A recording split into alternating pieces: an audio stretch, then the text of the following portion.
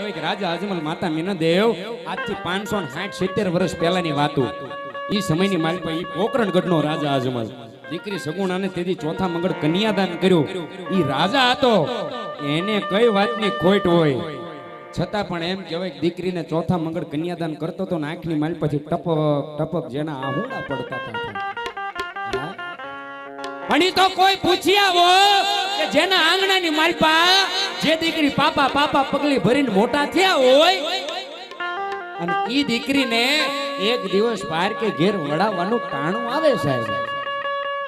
પછી ગમે એવો બાપ હોય, ગમે એવો નામી અનામી બાપ હોય અને કદાચ મૂછે લીંબુ લટકતા હોય, પણ એક વાર જો દીકરીને ચોથા મંગળની માલિપા કન્યાદાન કરે ને દીકરીને પારકે ઘેર વડાવવાનું ટાણું આવે